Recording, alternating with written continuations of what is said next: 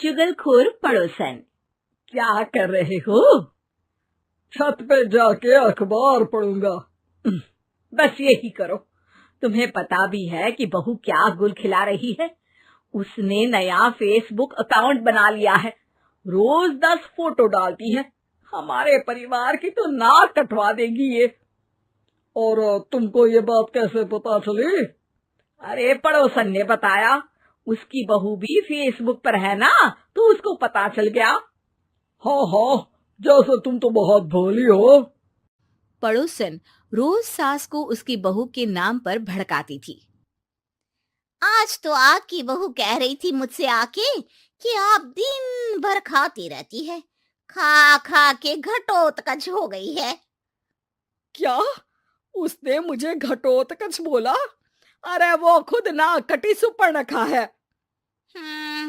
आप कह रही हो तो सही होगा, लेकिन आप उसको बताना मत कि मैं ये सारी खबरें आपको देती हूँ। शाम को जब बहू पड़ोसन के पास जाती है, आज तो तेरी सास तुझे सुपर्णखा कह रही थी, कल ताड़का भी कह देगी। पता नहीं इतनी अच्छी बहू मिली है, फिर भी वो तुझे राक्षसनी क्यों समझती है? आप कितनी अच्छी हैं। आप मेरी सास की हर बात मुझे बता देती हो, वरना मुझे पता ही नहीं चलता कि वो मेरी पीठ के पीछे इतनी बुरी बात करती है। चालाक पड़ोसन रोज ही दोनों सास बहू के सामने उन दोनों की ही बुराई करती और चुगली करके बातें बता देती, ताकि दोनों में हमेशा लड़ाई होती रहे। आपने तो बस छत पे बैठ के अखबार पढ़ना है और चाय के घूंट पीना है। बहू की वजह से मुझे तो जहर के घूंट पीने पड़ रहे हैं। कल वो मुझे मोटी घटोत्कच बोल रही थी। तो तुम भी तो उसको नाक कटी सुपर्णखा बोल देती ना। हाँ, वही बोल दिया मैंने उसे। आप मुझे कितना समझते हो। बहुत अच्छे से।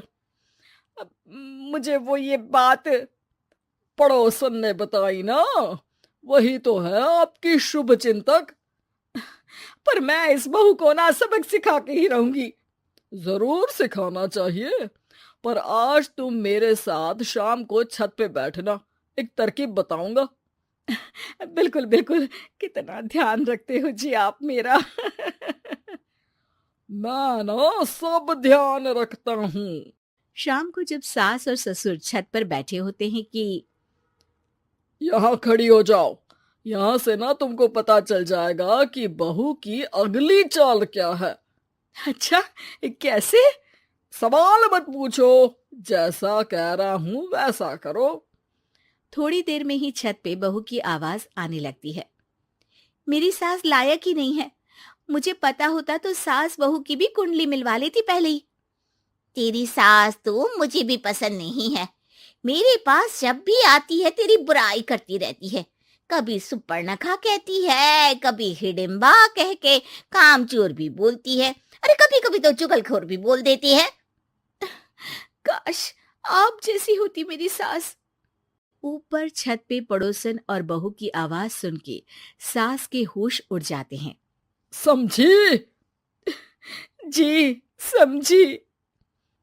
सुबह तुम्हारे सामने ये बहू की बुराई करती है और शाम को बहू के सामने तुम्हारी। मतलब आप सिर्फ अखबार नहीं पढ़ते, सारी खबरें भी रखते हैं। अब तो इस पड़ोसन को भी सबक सिखाना पड़ेगा। शाम को सास बहू को जाके पड़ोसन की साजिश के बारे में बता देती है।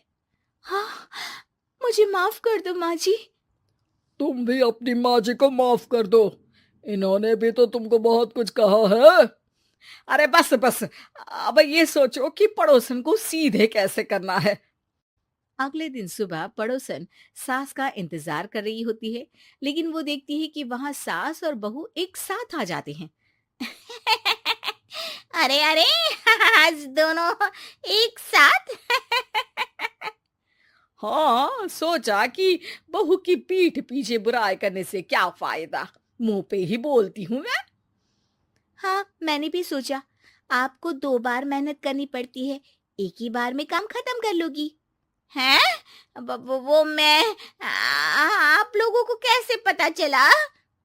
क्योंकि ऊपर वाला सब देख रहा है।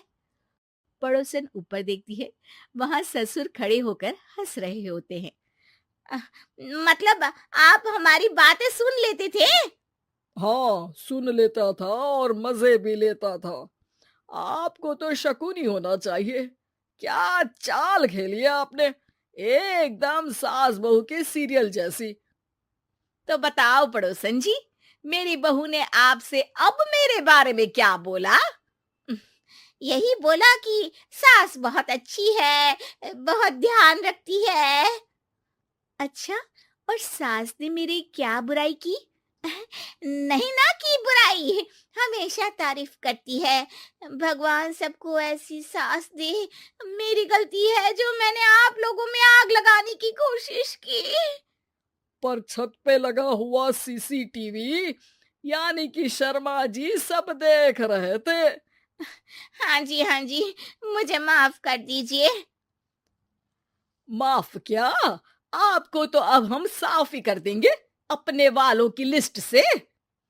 आज से आपकी और हमारी बात बंद, लेकिन बुराई जारी रहेगी। अब आपकी हरकत के बारे में पूरे मोहल्ले को बताना तो पड़ेगा ना आंटी जी।